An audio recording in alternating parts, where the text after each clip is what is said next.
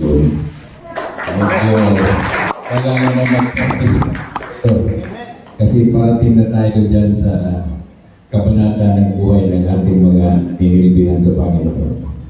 Kaya Sir Chief, once more with feeling, welcome home. Okay? Paki-welcome nyo naman ako. At ang aking pong esposa na pinagtatawanan ng inyong lingkod. So anyway, to be serious about the matter, palagay niyo po kayo, mas magandang alisin ko na ito, magsalita na lang ako ng gano'n. Titistingin po natin, ano ha? Hello? Can you hear me? Yes. Ayaw na yung system. Okay. Balik tayo sa microphone. So ganito po yun. As a backgrounder lang, I ask Sir Chief, paano naman may dalawang description na lang? Sabi ko, Sir Chief, pupunta ako dyan sa night, kasama ko si Mrs. Pwede ba mag-suggest ka ng topic na pwede natin i-develop para sa araw po ito? At ang sagot niya po sa akin ay, Pastor, sa May 12 is Mother's Day. So siguro po ay tamang-tama lang na ang ating i-develop na subject ay patungkol sa mga nanay ng ating buhay. Natuwa po ako sa nakita ko, medyo nagkaroon lang ng konting aberya yung sound, pero it is a tribute to our mothers, not only in the church, but all over the world. Ngayon ang tanong ko, sino ba dito ang walang nanay?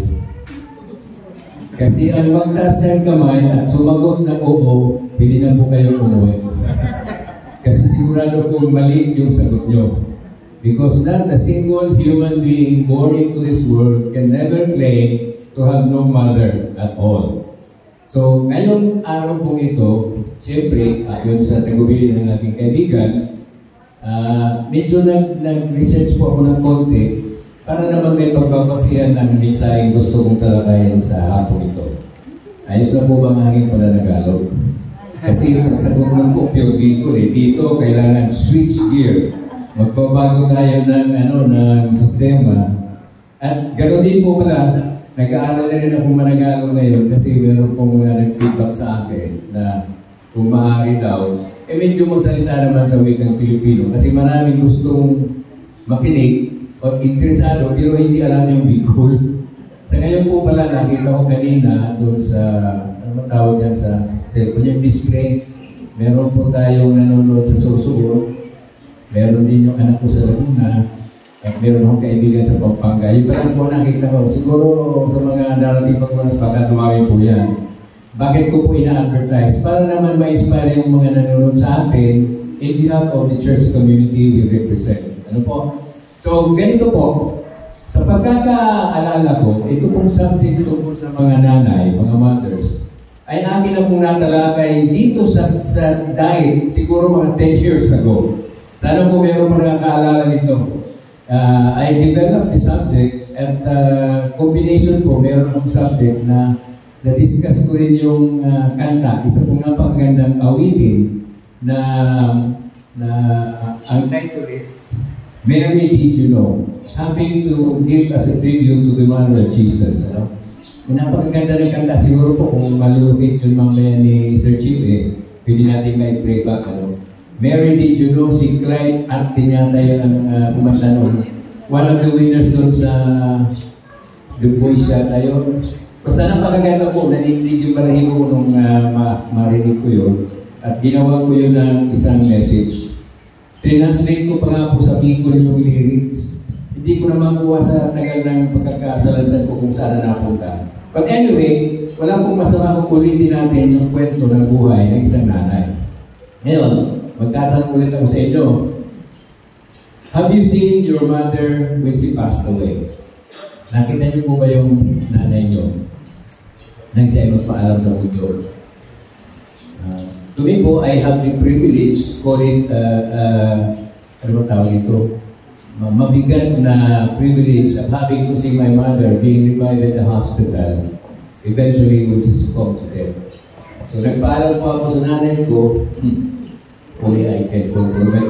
So siyempre, pag bumabalik yung alaala, medyo nang babago yung tempo natin. Ano? But my point is this. We love our mothers. Pero na lang kung yung mother nyo ay hindi nyo kilala, hindi nyo nakita, kasi meron pong mga bata, merong lumaki sa mundo na hindi nakilala yung mga nanay nila. They have been victims of abandonment, pwede. Pwedeng early death ng parents or mother, buot. Pwedeng tatay at nanay. Iba-iba po ang sitwasyon ng buhay ng bawat isa. So, for the purpose of this message, gusto ko lang po bigyan ng emphasis yung salitang mother. Okay. Mommy. Mama. Momsi. Ano pa? Nanay. Meron pa bang ibang description ng mga ilan? Nanay. Naalala ko yung kanta namin sa graduation sa elementary Bicol po. Kanta ko kayo kunti kasi biglang pumasok yung melancholy, yung anong sa dibdib, saksak sa dibdib nung lyrics. Ganito po yung kanta namin nung mag-akit kami sa entablado nung grade 5 ako. Ito po yung Bicol. Ining pagkanta bilang dispidida sa tuyagabos ka masuruway na laong pirang taon ning pag-iba-iba parang sa gabos kami maduwana. Hindi yung balahibo ko mga kapatid. I'm trying to render this song because this has stuck in my subconscious all these years, grade 5. I'm now 72 years old.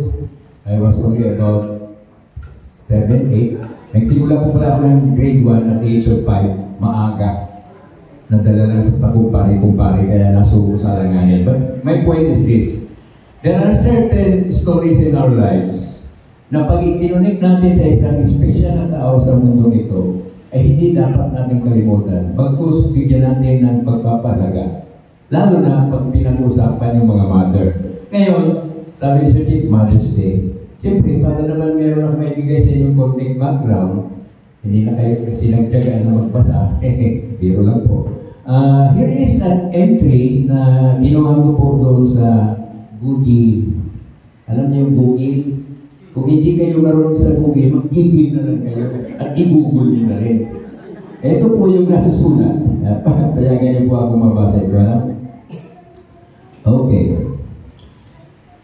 The official Mother's Day holiday arose in the 1900s as a result of the efforts of Anna Jarvis, daughter of Anne Reeves Jarvis, following her mother's 1905 death.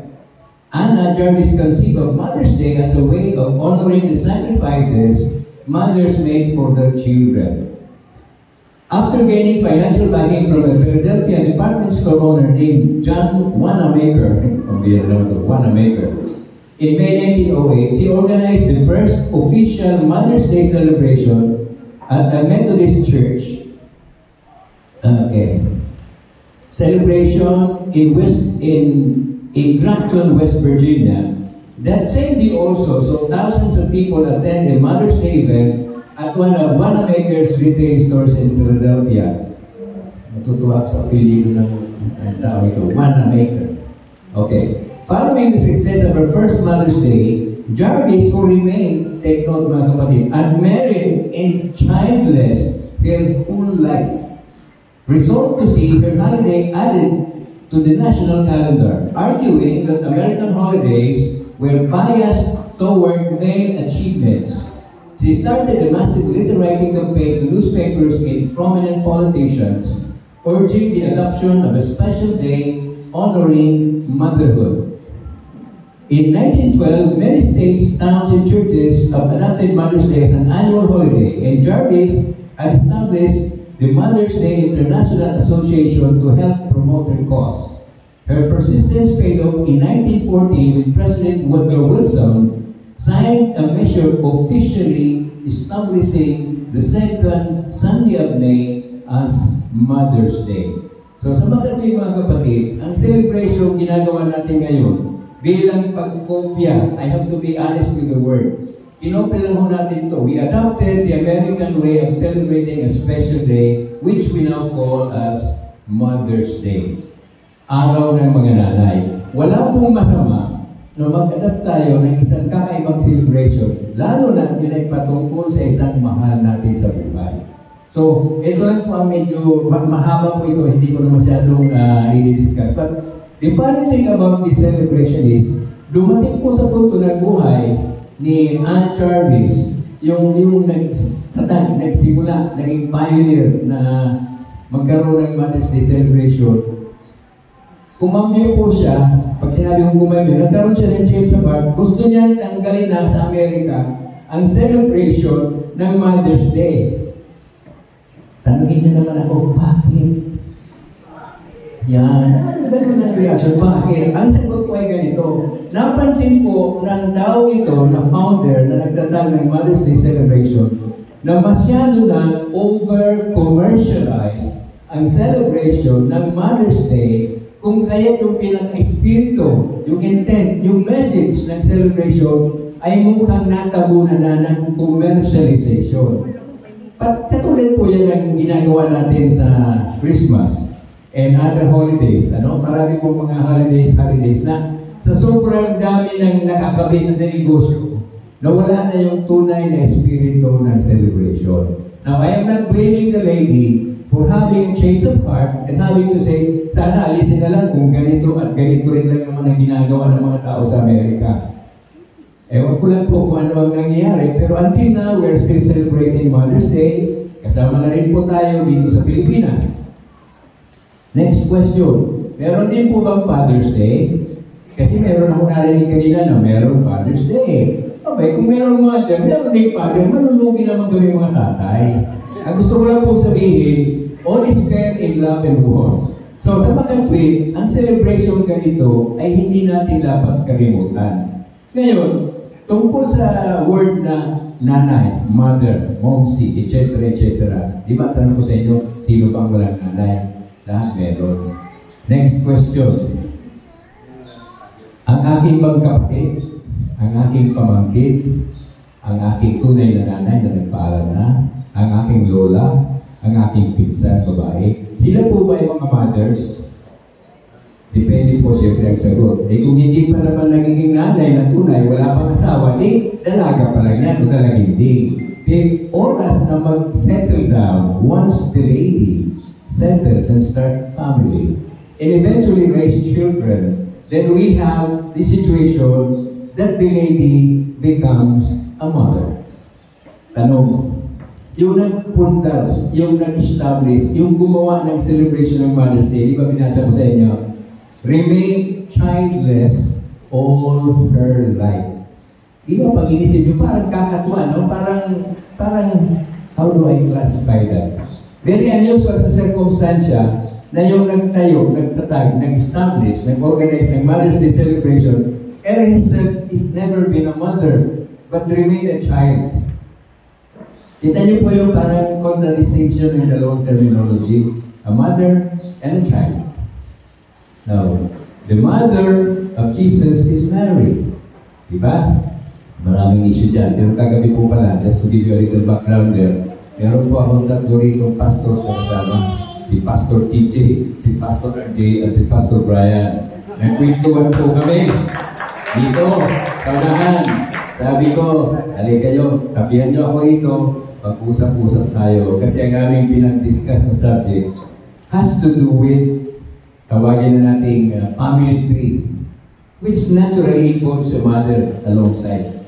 Para po meron kayong background, advertising ganito, mag-search naman kayo, hanapin yung kwentuhan namin kagabi para malaman nyo kung ano yung controversy on the subject and at the same time yung tawagin nating new information na papakinabangan nyo bilang mga Kristiyano. But kidding aside, alisin po natin yun. Let's go to the main topic. Introduction pa lang po yun, ha? The main topic is having to do with mothers. Ang ginawa ko po, kasi kung bibigay mo ng masyadong mahabang treatment ito, baka 7 o'clock hindi pa tayo tapos eh. So, ang ginawa ko po ganito. Naghanap po ako ng mga biblical verses that has to do with parenting. Parenting meaning it involves a father and a mother, a son and a daughter. Meron po ako ito, let me see. Sinulat ko po kasi makakalimutin na po si Pastor Rick. 1, 2, 3, 4, 5, 6, 7, 8, 9, 10, 11, 12. Oh, gandang number to. Hindi ko naman sinasalito. But I gave up to 12 verses. Babasahin ko lang po sa salitang English ito mga kinuha ko at mamaya babasa tayo ng special chapter sa Book of Proverbs which I used when I first gave this message many years ago, which has to do with honoring our wives who are mothers in our family. Ito po yung pakinggan nyo po kasi ito ay patanaw na rin parinig sa mga anak, lalo na yung mga anak na lalaki. Pastor John, sa mga anak na lalaki, nakailan na po tayo lalaki. Ako po tatlong anak ko, panay lalaki. So I have 3 sons, 3 daughters-in-law, and 4 grandchildren. Kukunti. Sana dumami pa. But here's the thing. Pakinggan niyo po ito. Proverbs 1 verse 8 and 9. Listen, my son, to your father's instruction. O, kayo mga anak na lalaki, makinig ni tatay niyo. Sabi po ito, and do not forsake your mother's teaching. Ayun. Merong father's instruction, merong kaakibat, kapartner, karamay na mother's teaching. They will be a garland to grace your head and a chain to adorn your necks. Napakaganda po ng poetic language na ginamit ng Book of Proverbs to highlight the fact that fathers and mothers, when they're doing their job, gumagawa ng tama, ang description na ginamit is, I'll repeat this for emphasis, mga kapatid. Pag hindi nyo kinalimutan ang turo ng nanay nyo at yung instruction na bigay ng tatay nyo, ang sabi dito is they will be like garland to grace your head. Alam niyo po ba yung garland? Ano po ba ang garland? Di po ba yung isinasabit normally sa mga guwapo, guwapita, na bulaklak, na napakaganda at ang ganda ng amoy? Sinasabit. Ito po yan ay parang tradisyon na ito sa Hawaii. Pag mayroong bisitang dumarating, sasabihin kayo ng garland. Pag kayo man graduate, para naman pag-post nyo sa picture, magandang-maganda kayo, bibili yung nanay nyo ng napakagandang garland of flowers, isasabit sa new graduate. Garland, bulaklak. Pero dito po, ang sinabi is, it may be a garland to grace your head. Hindi sa neck, hindi sa leg, kundi sa ulo. Bulaklak na nakapaikot sa inyong ulo. Ibang dating ito, no? Ang naalala ko nito, the picture I have in mind is a lady, a beautiful lady, with a decorative garland on her head. Totoo po ito sa Hawaii. Meron dito sa ano tawag ito? Sa, what do you call this? Wrist. Ano ba ang wrist sa Tagalog? Hindi pala ha? Meron sa paa, meron dito, meron sa hip, meron sa ulo. Yun na lang. Kompleto ang dekorasyon ng isang bisita sa Hawaii. Correct me if I'm wrong, but that's the picture I've seen many times in the past. Okay. So, garland to grace your head and a chain to adorn your neck. So, sa mga kapatid, sa binasa ko dito, meron ka sa ulo, meron ka rin dito sa lieg. Hindi kulang na lang. Siguro hindi pa alam nito ang custom sa Hawaii na isulat ito. Dito ko lang po sa Bible. Ang hindi lang nasabi dito, yung para sa lieg, dito, sa may hirin sa dito. So meron tayo sa ulo, meron tayo sa lieg. Beauty. Because flowers signify what? Ano po bang symbolism ng bulaklak na sinasabi sa ulo? At inilalagay sa inyong lieg. Kaya po ang mag-research niya. At yan ang additional assignment natin sa araw na ito. Now let's go. Proverbs 10 verse 1. A wise son brings joy to his father, but a foolish son grief to his mother. Tatay, nanay, partner. Pag nagkaroon ng problema ang anak, ang sabi dito, wise son brings joy to his father. Nagtatanong ako sa sarili ko, ba't hindi sinama si mami? Pero ang ganito, but the foolish son brings grief to his mother. So sa makatwid po, ang unang-unang nasasaktan sa mga asawa, pag nagkakamali ang kanilang mga anak, be it a male or a female, ay ang nanay. Ganoon po kalapit ang nanay sa kanilang mga anak. At ako is a living witness to that kind of relationship because I also have my sons, who is the son also of my wife. Iba ang treatment ng nanay sa mga anak, iba rin ang treatment ko sa aking mga anak. Amen po ba kayo dyan? Salute to my wife, who is a mother. Okay, pagpatuloy mga kapatid. Proverbs 15 verse 20. A wise son, by the way, kinuha ko po ito sa New International Version para mas maganda yung pagkasalin. Ano po? A wise son brings joy to his father, but a foolish man despises his mother. Nabago po ang treatment ng subject. Dito, ang sinasabi na ngayon, foolish man, hindi marunong makinig ng instruction, despises, meaning, matigas ang ulo, palaban, barumbado, hindi nakikinig sa kanyang, nanay. Ang gusto kong sabihin po nito, pag hindi kayo marunong makinig sa ibinibigay ng payo ng inyong mga magulang, ang unang-unang tinatamaan sa ulit, ang nanay pa rin. Nakakatuwa to eh. Ngayon ko lang nakuha yung meaning at lagi itong kasabihan natin sa book of Proverbs. Pangunin mga kapatid. Another word. Proverbs 17 verse 25. A foolish son brings grief to his father. Aha! Nakachamba na rin ako. Foolish son, ngayon naman, brings grief to his father. Ayun. So sa wakas, tinamaan na rin ng tatay. Sa pangatlong verse, meron na rin sakit sa loob. And, ito na naman, pakinggan nyo mga kapatid, bitterness. Alam niyo po ba yung bitterness sa Pilipino? Pait. Sakit ng loob. Bigat ng dibdib. Dito, bitterness to the one who bore him. Sa kanyang nanay. Yung nagluwal sa kanya. So, dito po sa tatlo, o apat na binasa ko sa inyo yung biblical statement, panay-panay ang dating ng kataga-mother. So, versus son. So, ano po ba gustong sabihin ito? Napakalaki ng papel ng mga nanay sa ating mundo. So, whether your mother is one that you treasure so much or less, ito pong usapan natin sa hapong ito. May it bring you some new insights into what love is when it comes to motherhood. Okay. Women and wives this time. Women and wives. Alisin ko na yung mga tatay. Hindi na tayo kasama sa usapan ito. Pasensya na kayo, Sir Manny. Women and wives muna. Pastore. Proverbs 11 verse 22.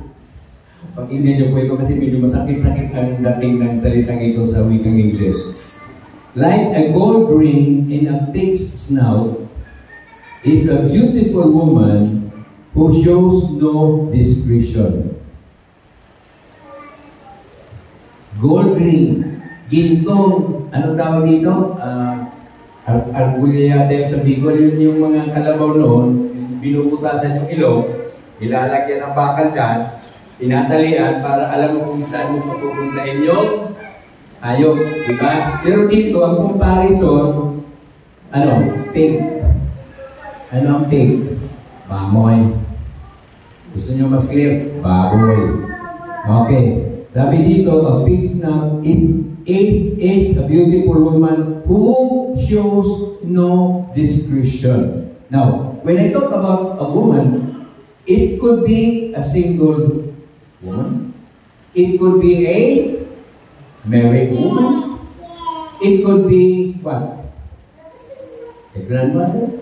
Any person in the opposite sex who happens to believe in this kind of activity ay ikinocompare ng scripture sa isang hayop na sa paningin ng iba ay mababa ang uri.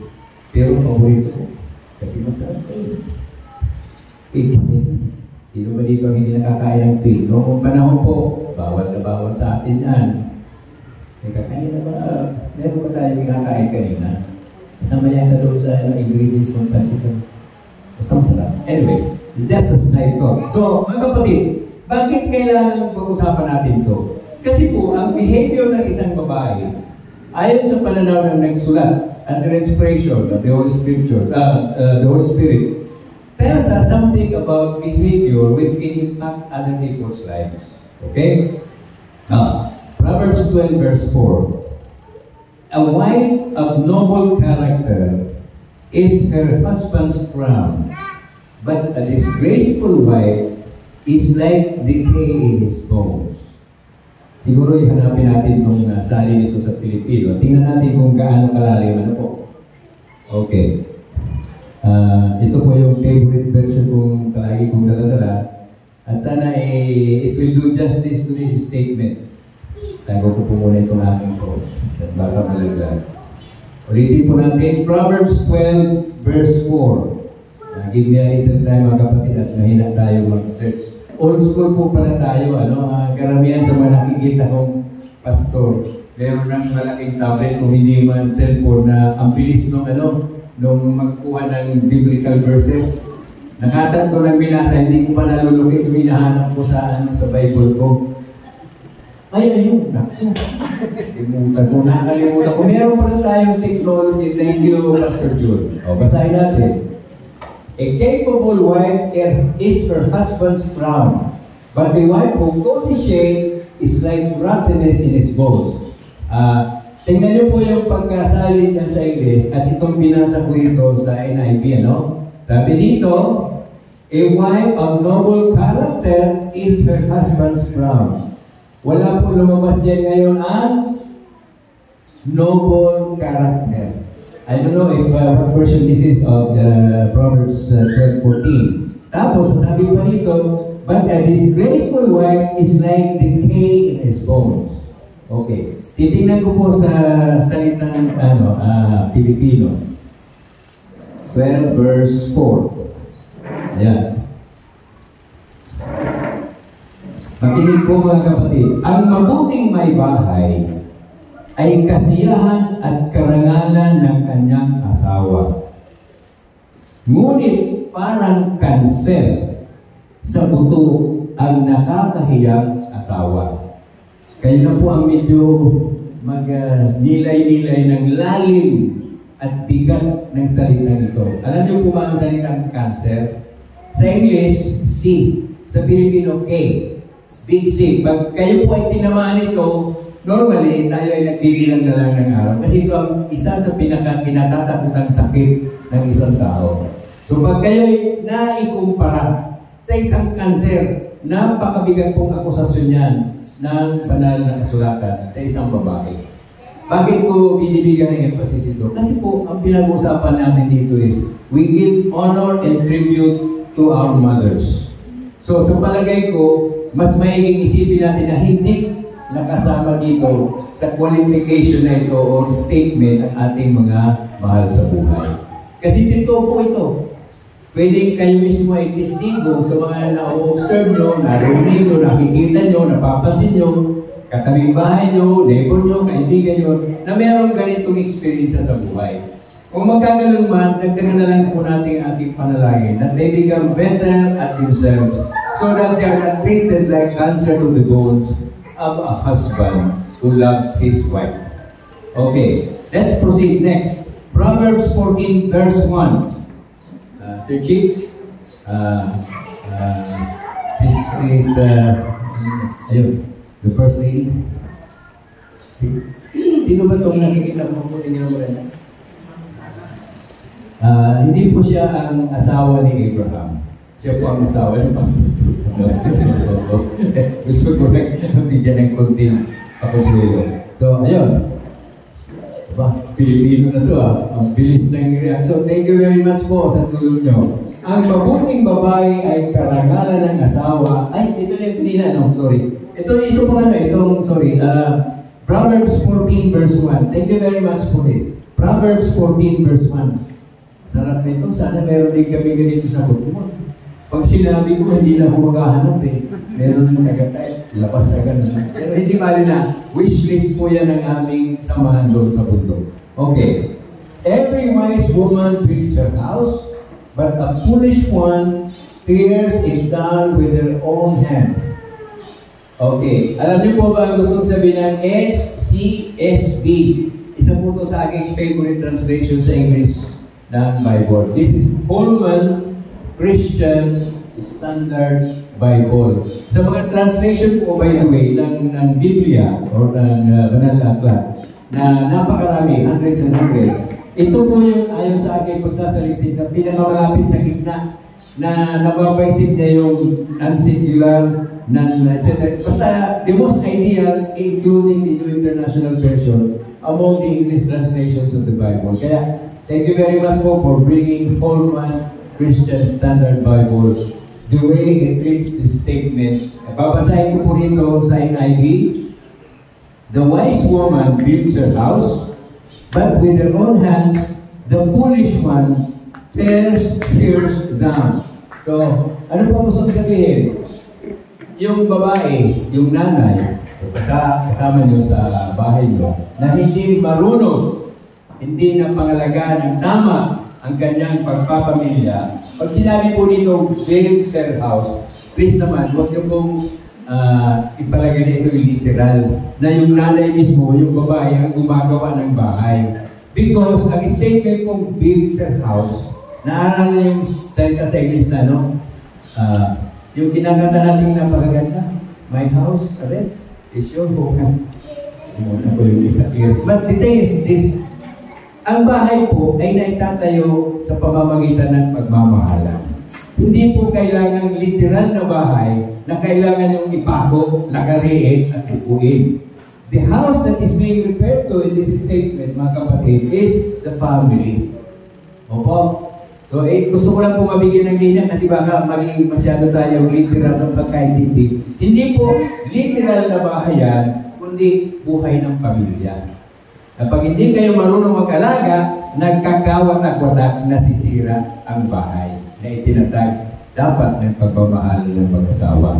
Ngayon, pwede rin naman po sabihin natin na mayroong panahon noong mga sinauna na mga galing na mga businesswoman. Bigyan natin ng example, si Ma'am Nita, magaling na businesswoman. Ang galing na asawa ay kasing galing din.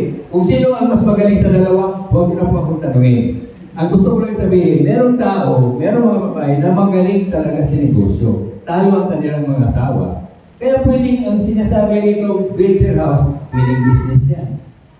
Pwedeng literal na nagpagawa ng bungalow or ng apartment or anything. Eh kung siya ang business manager, siya may hawak ng pera, pwede mo sabihin, aba, si Ma'am Diday nagpagawa ng bagong bahay. Pero ang pinaghirapan pera ginamit dyan ay pinaghirapan ng mag-asawa. Hindi lang naman si Ma'am Diday. Siya ang nakikita, ay di siya ngayon ang tutok ng tingin ng iba. Kita niyo po kung paano nababago ang paningin natin sa isang nakasulat sa Scripture. Pag hindi natin kinuha yung konteksto, yung pinagmula ng salita. So magaling po yan ang part ng ating Bible studies or Scripture reading. Basahin nyo na po yung palaman sa unahan at sa ulihan. Then makukuha nyo na po yung kwento. So okay, thank you very much po, Ma'am Sarah. Now let's proceed to Proverbs 18 verse 22. Proverbs 18 verse 22. Makinig sa mga wala pang sabit at wala pang kompromiso sa buhay. I am addressing my message to the young men in this church. Ang ating mga potential pastors na sa kalutun ay naghahanap ng kanilang dream. Ito po na nasulat. Ang maganda, sorry po, that is the first one. Proverbs, ano ba yung sinabi ko? Proverbs 18 verse 22. Basahin ko po dito sa ating talata. He who finds a wife finds what is good and receives favor from the Lord. He who finds a wife. Kayo na makakatagpo ng inyong magiging first lady ng buhay. Ay sabi ay, anong sabi dito? Receives favor from the Lord. Ngayon, i-intrigayin ko itong mga young men natin dito sa church. Huwag kayong magagalit sa akin, ha? Kung sa panahon ito, ay hindi pa po kayo nabibiyayaan ng Panginoon ng inyong inaasam-asam at inyong prayer at inyong kaya ganda ba itong ngayon sa piling magpapatira dito? Gusto ko lang po kayong bigyan ng malaking pag-asa. Kasi po ang gustong sabihin lang naman ito, kailangan marunong kayo magantay. Huwag mo yung madali, kasi kung hindi pa bukol, hindi pa bubukol. Pero kailangan din kayo magtrabaho. Hindi po yan ang kwento ni Juan Tamad, na sa katamaran, inantay na lang yung bayabas na lumagpagkatilog at naghiga na lang. Tinatrabaho po yan. Kaya yung mga medyo nagpipre, nananalangin, na pagdating panahon, ay dumating na ang biyaya ng Panginoon. Tandaan nyo lang ito. Ang sinasabi po dito, ano ba? A man who finds a wife finds a good thing and obtains favor from the Lord. Kung hindi pa po kayo binigyan ng favor ni Lord, please be patient. Dagdagan nyo lang ang panalangin at ating ulitin ang ating Panginoon. Kasi po, merong scripture, merong principle sa Bible na nagsasabi, di ba naalala yung kwento, parable ng unjust judge, na araw-araw, kinukulit ng widow. Sabi ng judge, parable po ito, pero merong lesson sa atin. Ang sabi po doon, hindi ko nasasabi kung saan banda, but this is the parable of the unjust judge. Sabi ng judge, nako, may imbir na ako sa araw-araw na lang nakantabay sa akin dyan sa pinto. Nagbabantay yung widow ito at nagpipetisyon ng kanyang hinihinging pabor. Wala, hindi ko na kaya to. Masyadong makulit. Pag sinabi makulit, persistent. Kasi po, one of the 7 laws of success ayon sa aking nabasa ng panahon, you have to be persistent. Huwag naman po kayo hindi kayo na pagbigyan ngayong taon, give up na agad kayo. Dagdagan yung lalo ang trabaho. Kasi to find a good wife requires work, hard work, and plenty of prayer and advice. Okay? So, yun po ang gustong sabihin niya. Ang mabuting may isang kayamanan. Naku po, kayamanan hindi pwede ipagpalit sa anuman. Siya'y pagpapala na si Yahweh lang ang may bigay. Ayun. Galing kay Lord po ang isang asawa. Blessing sa inyo sa mga. Okay, thank you very much, Ma'am Sarah. Let's proceed. Proverbs 19, verse 13 and 14. Ito po yung nakasulat sa NIV. A foolish son is his father's ruin, and a quarrelsome wife is like a constant dripping. Houses and wealth are inherited from parents, but the prudent wife is from the Lord.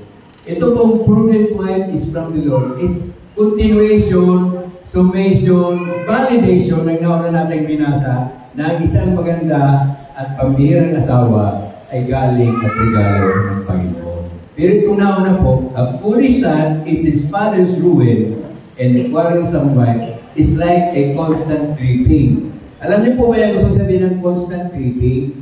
Pag meron kayong gripo na medyo may diferensya yung lock nyo, at walang ginawa ang gripo nyo araw-araw tumutulog, maniwala kayo, ang manok pag nagsisigaw, merong nag-iisip. Sorry po, natuwa na. Makabigay man lang ng kunting komentaryo. So, balik po tayo sa tubig, yung gripo.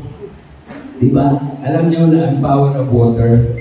In time, pag nagtiyaga ang tubig na tumutulog ng araw-araw, kahit ba't man niyang matigas, nabubutas.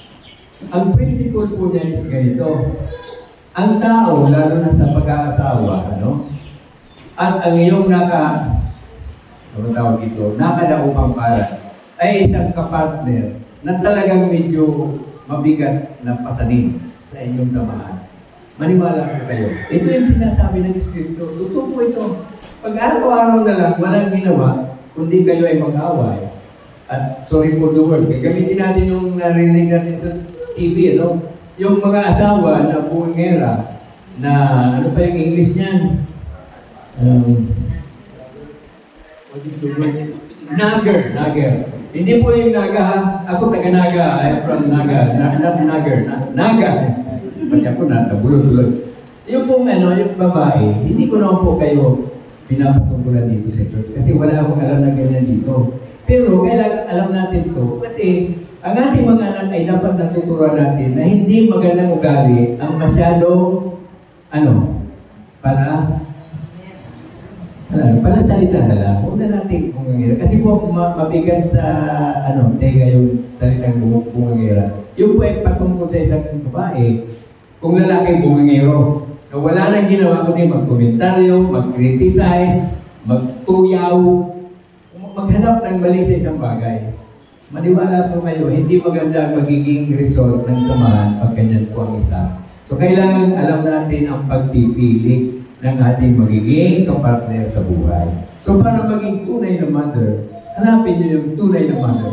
In the sense na mayroong characteristics na i-eliminate natin. Para po ba yan, character choice? Ang ganda-ganda nga. Sorry po, wala akong pinapatukulan dito. Pang trophy wife, isang tingin mo pa lang lahat ng makakita sisipol. Oh. Pero oras na sinipulan mo, babalik agad sisipahin ka. Naku, delikado yan.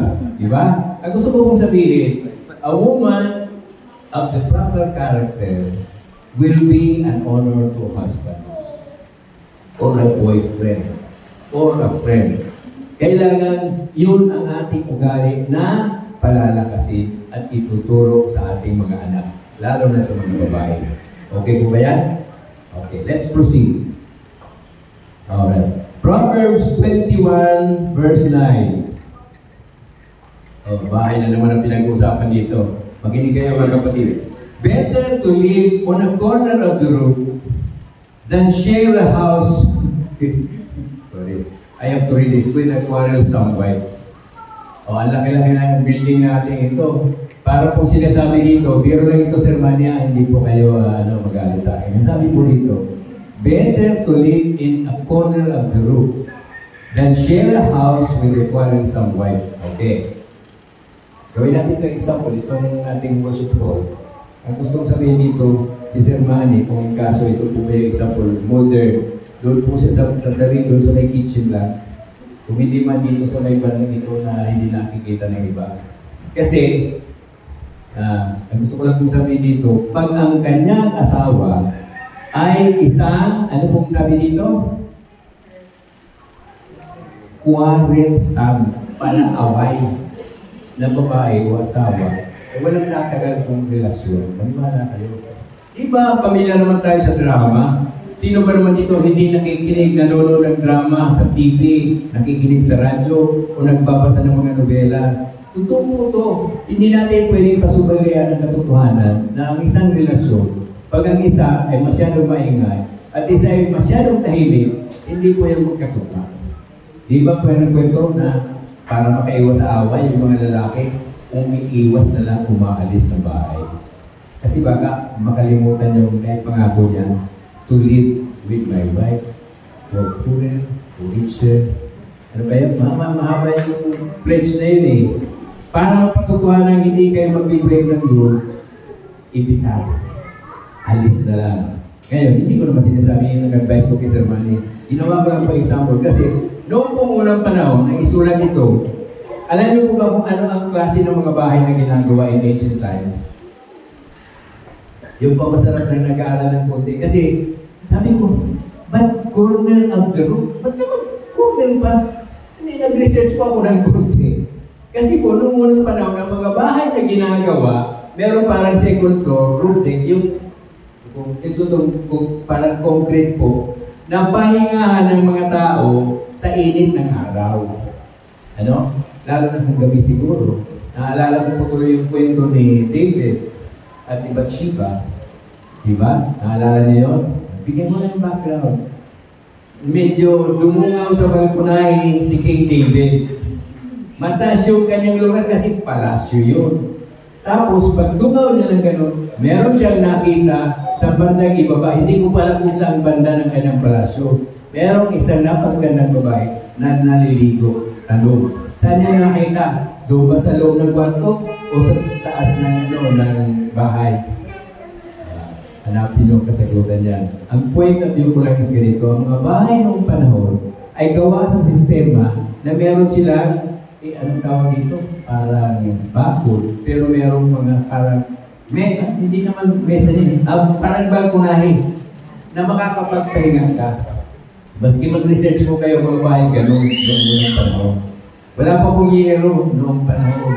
Wala rin tiklan. wala rin anahaw. Ano? So, ganun po yung ginagawang mga bahay noong panahon. Ngayon, dahil gusto ng isang asawa na makaiwas sa gulo, akit na lang siya, doon siya sa tabi para magpalamig, para hindi naririnig yung ingay sa ibaba. Biro ko lang naman po yun. Pero sana hindi kayo kamahanan. Sinasabi ko lang yung katotohanan na nakasulat sa Scripture. Okay. Proverbs 21 verse 19. Better live in a desert than with a quarrelsome and ill-tempered wife. Dinagdagan ngayon ng qualification ang nakasulat dito. Hindi lang pala away, buti pa. Sorry po, sana po, naiintindihan yung gusto sabihin nito. Kunting trigger lang, nag-flare up. Kahit anong bagay, meron pa akong alam na lalaki, hindi ko nang pangangalanan kasi nabasa ko ito, na masyadong meticulous sa loob ng bahay. Mas meticulous pa siya sa pag-aayos ng kanilang bahay kaysa sa kanyang asawa. So pag ang misis ay nagkamali ng paglagay ng kutsara sa isang lugar na hindi niya memoryado, mag-flare up, nagagalit.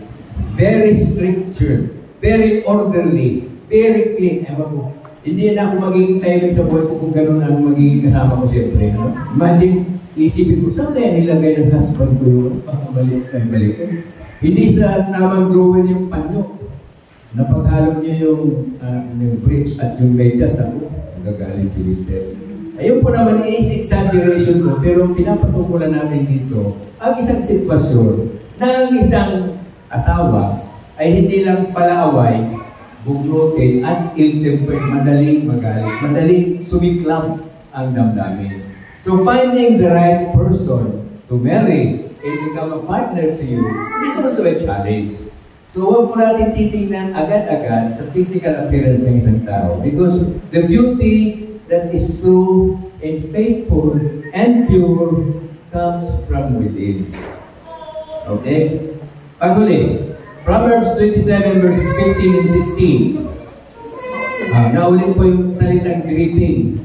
A quarrelsome wife is like a constant dripping on a rainy day. Restraining her is like restraining the wind or grasping oil with the hand. Ang bigat ng comparison na ito, ha? Sabi niya dito, yung tumutulong walang tigil, ano?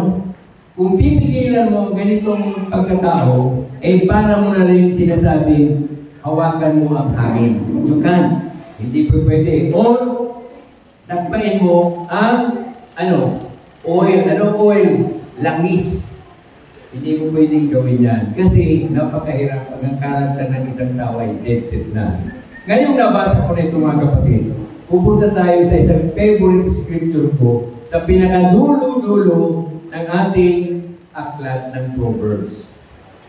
This one is in Proverbs 31 kasi ito pa ang pinaka-pambalance na mga binasa ko sa inyo noong kanina lang. This is a tribute sa mga asawa-asawa natin, sa mga babae sa buhay natin, na napakaganda ng pagkakasulat. Now, to give you a little background, ito lang po naalala ko. Proverbs 31 is composed of 31 verses. 31 versikulo. Alam niyo po ba na ang Hebrew language dialect is also composed of 31? Ang tawag po nila sa English ito acrostic. Kaya sabi ko, parang pinag-jump po talagang by inspiration of the Lord. All single verse in Proverbs 31 represents a verse, or a letter in the Hebrew alphabet. Okay. So magsimula po tayo.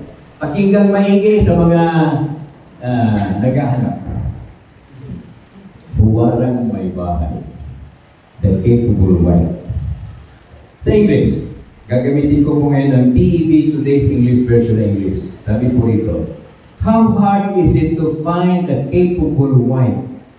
She is worth far more than jewels. Dito sinabi ng studio, napakahirap pala. Hindi pala madaling maghanap. Kaya kayong mga may asawa na, tingnan nyo naman yung mga katabi ng asawa. Hawakan nyo naman ang kamay. Sabihin nyo, honey, I am so glad, I am so happy I found the most precious jewel in my life. Huwag niyo na akong gayahin, English yun. Gusto ko lang sabihin, ipakita niyo yung pagmamahal niyo at appreciation na kayo ay meron katabi. Dahil si Bill at si Pastor Malayo, ilulipat niya na lang.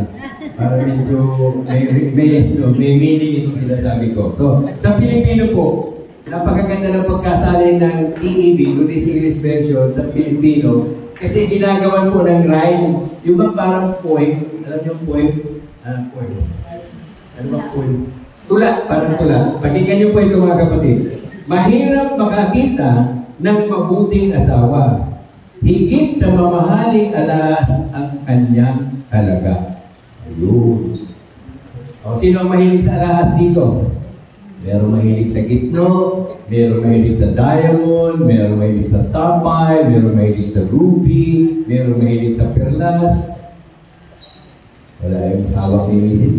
Ito sa amin po, mura lang dito eh. Pero kumikinang din. Partner kami ng Mrs. ko. So, dinner ng aming biyahe. Ito lang kaya namin. Then, biro lang po. Pero, finding the right person in your life, your partner, is truly like finding jewels. Kasi ang jewels, yung jewels ba? Sabi natin doon. Ang mga alahas ay talagang mahalaga. Pero na lang po kung peking.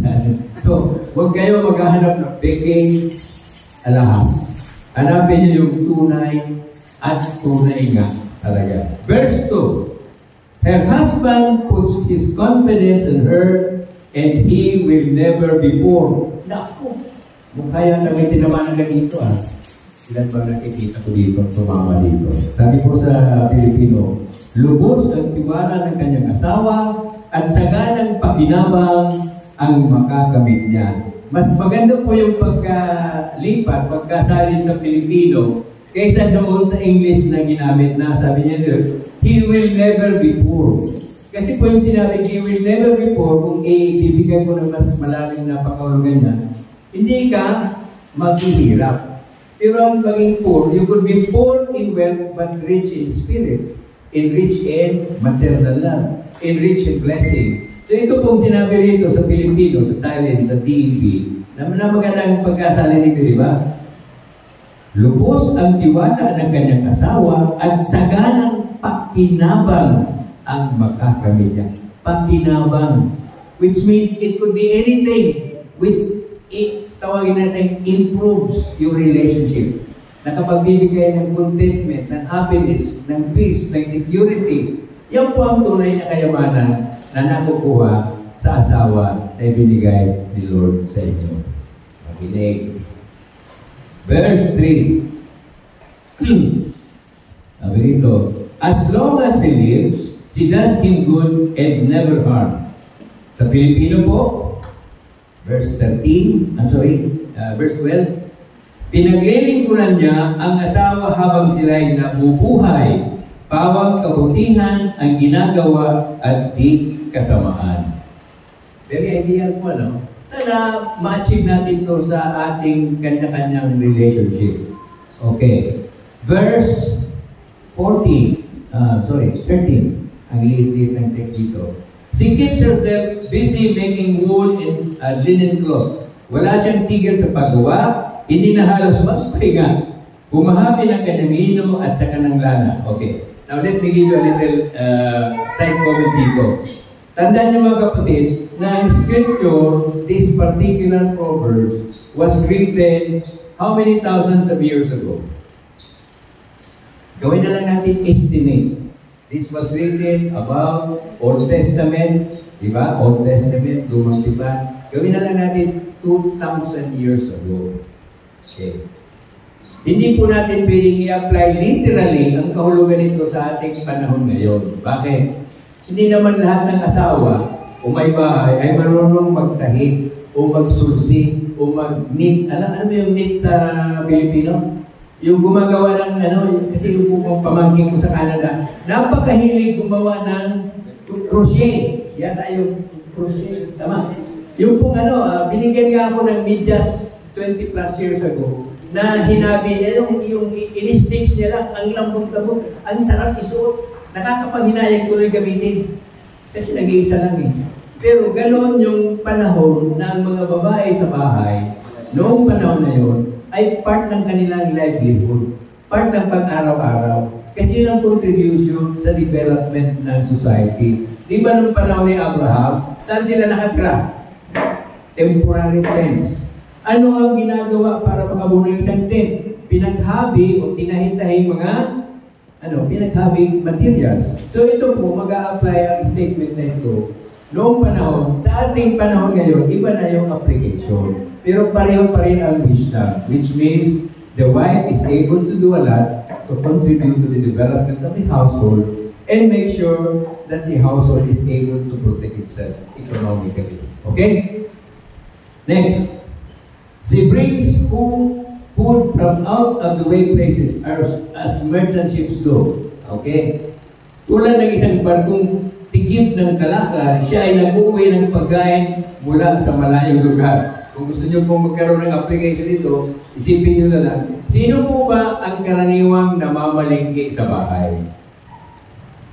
Pwede ko po sigurong sabihin na walang kontra nito. 70 to 80% ng mga mag-asawahan, ang babae ang namamalingki. Kung samahan man niya ng lalaki, ang lalaki ay taga-bitbit na isa akong ginagawa, siyempre. Kasi mabibigat yung gustong bilhin ni Mrs. Lalo na kung 2 piraso ng tipong. Tipong is coconut. Halimbawa, o yung gagawin mong, ano ba tawag nito? Yung buong coconut, bumili ka ng 3 niyan na meron pang sabaw sa loob. Bumili ka ng 5 kilong isda, ang bigat. Nawa ka naman sa misis mo. Siya na nga namamalingki, siya pa ang magdadala. Kawawa na. So kayong mga may asawa na, reminder lang. Kung pwede rin lang naman, samahan niyo naman ang inyong asawa pang namamalingki. Isang advice naman sa mga babae, from my experience, kung pwede, huwag niyo namang hibutin ang buong supermarket para lang makabili ng 1 piraso na gusto niyo lang makatipid ng 20 centavos. Speaking from experience, hindi naman nagkakalis. Kasi totoo naman po yan. Ngayon, ang positive side niya ay ganito. Bawat isang sentimong pinaghirapan mo, ina-appreciate ng misis mo. Kaya nga kahit natatapilok na at nakakapulpul na yung chinilas sa sapatos niya, umiikot pa rin, makatawad lang. Kita nyo, meron 2 side ang isang kwento. If you look at the positive side, you will find something good. Pero kung negative at very critical kayo, walang tama dyan. So kayo, ng mga nasa panimula pa lang ng buhay mag-asawa, medyo makinig sa mga meron ng konting experience, no? Kasi matututunan nyo na ganyan ang sekreto ng matagal na samahan. Okay? Any question, class? Okay, thank you. Thank you very much. Pagpatuloy natin. She gets up, verse 15, before daylight to prepare food for her family and do tell her servant women what to do. Okay? She gets up, bago pa sumikat ng araw, inahahanda na ang pagkain ng bunyang sambahayan. Sambahayan. Pati na ang gawain ng mga katulong sa bahay. Maigi nito. At least ito, literal, pwede mag-apply kay Ma'am Gita eh. Kasi maraming mga tao dito. Maaga pa. Bakit ko nasabing maaga? Ako gumigising ako ng maaga. Medyo nauna ko si Mrs. ko kasi siyempre alam nyo naman ang mga... Ako po kasi lumaki, hindi naman sa sabi nga niya, pag mamalaki. Accustomed na po ako nung elementary pa lang. Natutulog ako ng 12, mahilig ako magpasa. Nagigising ako ng 4 or 5 in the morning. Kunti-kunti ang oras ko pagtulog. Hindi na po ako makatulog. Oras na mag-activate ng mind ko nung pumasok.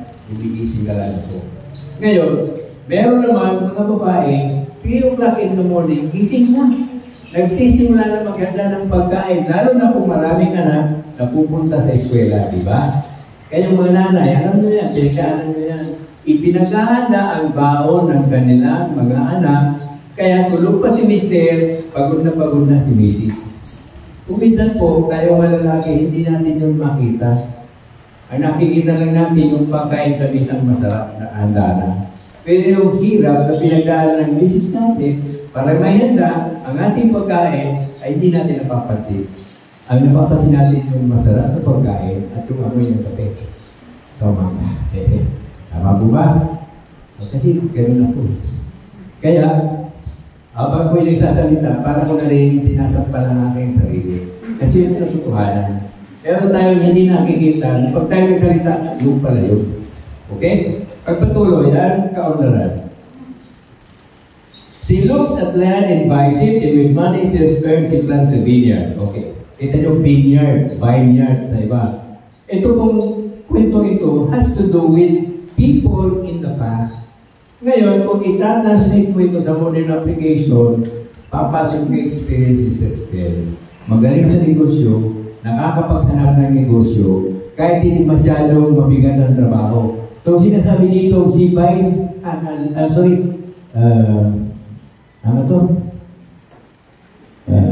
mataman niyang tinitingnan ng bukid bago sa pagbayad ng kanyang naipo at ay pinagtatanim ng ubas. Ay si Sisweng meron ng taniman ng ng dragon fruit. O yun, applicable sa ito. Meron ka ng taniman ng dragon fruit, wala lang ubas, Pero, di ba, gusto mo naman ba hindi mawala yung pinaghirapan ng mister mo? Tingin-tingin, eavesdrop, di ba? Antina, hoy, meron dyan lupa, mura lang. Pag na-timingan mo maganda, bilhin mo. Pagkabili, patanim ka. Pag namunga, invite ka sa amin para kami ay makikain. Diba? Yun yung principle ng Christian. Nagsishare ng blessing. Hindi ko naman sinasabi na gawin mo yun. Ang gusto ko lang sabihin ko, ang mga babae marunong ng pamumuhay ay kailangan marunong din dumiskarte. Alam niyo yung dumiskarte? Huwag lang palagi na lang naaasa sa kanilang mga asa-asawa. Kasi kung minsan po, meron mga babae sa bahay na mas magaling sa negosyo kaysa kanilang mga asawang lalaki. Tanggapin mo natin ang katotohanan yan. Hindi lahat ng negosyante na successful ay lalaki. Meron mas magagaling na babae. Okay? Patuloy po natin. Malapit ito. After this, pwede din tayong umuwi. Okay. Verse 17, she is a hard worker, strong, and industrious. Gayunman, naingatan ang kamay at katawan upang matupad ang lahat ng tungkulin niya araw-araw. Pag sinabi pong hard worker, siyempre kailangan marunong din mag-alaga ng katawan. Kaya naman po mga mister, katulad ko, ito ba bantay-bantay nyo naman ang ating mga esposa? Pag medyo loose ng tingin, tulungan nyo naman kumanda. Huwag nyo naman pabayaan. Kasi kayo rin ang magsisisi. Maya-maya, ikikwento nyo, misis ko, wala man ang kapilapit. Kayo may kasalanan. Tayo pala. Kasi hindi natin pinansin yung dapat nating trabaho na kailangan alagaan, mahalin, care for the treasure, the jewel in your family. Kasi kung hindi natin ginawa yan, tayo ang masisisi. Okay po ba mga husbands, mga puno ng pamilya? Ngayon, verse 18, she knows the value of everything she makes and works day into the night. Naalala ko yung may madrito, ang nanay ng misis ko. Kasi po sila, yung negosyo ko, nung wife yung madrito ko. Bakery. Mami, anong oras na mata si mama? Hindi niya na maalala kasi nagpapasa lang siya ng Netflix habang si Mami, Then, sa totoo lang po, yung mga mayroong negosyo na nagbibenta ng tinapay, alas 2, alas 3 ng umaga, nagsisimula na ng trabaho. Kung hindi niyo susupervise siya, malulugi kayo. Kasi baka kumpitan kayo ng panadero. So sa mga tweet, mayroong mga negosyo na kailangan ng mas masilang pagbantay at mas maagang pagising. Sa panahon ito, sa palagay niyo po, yung mga namamalingkay dyan sa market natin, sa sentro, anong oras po ba yan dumarating? Alauna. Isipin nyo yun mga kapatid, 1 o'clock mid-morning, hindi pa lumalabas yung araw, ando na nagpipila na nag-aayos ng kanilang paninda. Yun po ang karaniwang hindi natin nabibigyan ng pansin kasi busy tayo sa kanya-kanyang concern sa buhay. Pero pag tayo mapagmasid, makikita nyo ang kahirapan ng buhay at kahirapan na dinadaanan ng mga misis ng tahanan. At mga mister rin siyempre. Kasi meron din pagkakataon na nagtitinda yung lalaki. ang misis ay andun sa bahay at nagluluto para sa mga anak. Di po ba? Pero na kung kayo ang taong bahay, sino po ba rito sa mga kapatid natin ang mas gamay sa trabahong bahay? Marunong ba kayo maghugas? Maglaba? Wow. Sumali na kayo sa aking club. Kasi champion ako sa hand washing. Alam niyo gusto sabihin ng hand washing? Mas pagmurable po sa akin na maghugas, kasi hindi maghugas, ang tawag ito? Maglaba ng mga gamit na mano-mano. Meron na rin po kaming makinarya sa bahay, yung ang tawag ito, washing machine. Pero mas maganda yung time na kailangan bigyan nyo ng pansin ang inyong mga asawa. Okay. Meron ako nakita ng signal na pinabot sa akin. Kasi kung pag ako'y nagsimula, nakakalimutan ko yung oras, di ba? 3 o'clock, 4 o'clock. So ako po, humihingi ng kunting pasensya. I will just read the last verse bago tayo tumigil para mabigyan natin ng pagkakataon na uuwi pa ng malayo. Ano po? Here is the last statement in verse 31. Verse 30. Charm is deceptive and beauty disappears, but the woman who honors the Lord should be praised. Give her credit for all she does. She deserves the respect of everyone. Sa Pilipino po, magdaraya ang pag-aakit at kumukupas ang ganda. Ngunit ang babaeng may takot kay Yahweh ay pupurihin ng barana. Ibuntun sa kanya ang lahat ng parangal, karapat-dapat siya sa papuri ng bayan. So in closing mga kapatid, ang gusto lang pong sabihin ay ganito. Sa araw na ito, nagsiselebrate tayo. Inaalala natin yung pambihirang contribution, alay ng ating mga misis ng tahanan, yung mga mother. Huwag natin kalimutan na isa-isang relasyon. Pag wala ang nanay, pag ikaw ay tumayong mag-isa, mahihirapan ka. So habang tayo po ay magkakataon na meron tayong kasama sa bahay na mahal sa buhay, please love them. Treasure them because that is the best way to honor the Lord. So with that, I would say thank you po. Pasensya na po kayo. Nakakalimutan ko sa oras. Salamat at mayroong timekeeper. At ako naman po ay nangangako kung inyong mga marapatid, I shall return in God's own time.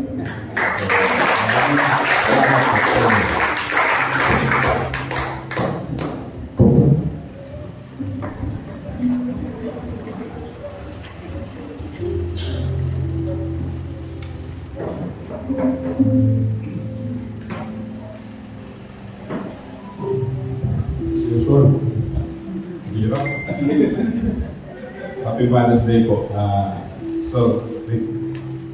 Kahapon mo, galing kaming Naga. Nandala ko yung treto. Mabilis ako mag-drive. Kasi si Pastor Rick, in 20 minutes, nandito din siya. Ganun siya kabilis. Hindi na sa sermon. Anyway, ito ba yung ano natin sa blessing natin sa pagbibigay. May-share ko sa inyong mother na si Diday. Kaya medyo interesting to. Sabi ko sa kanya, tutupugin kita dito sa si Diday.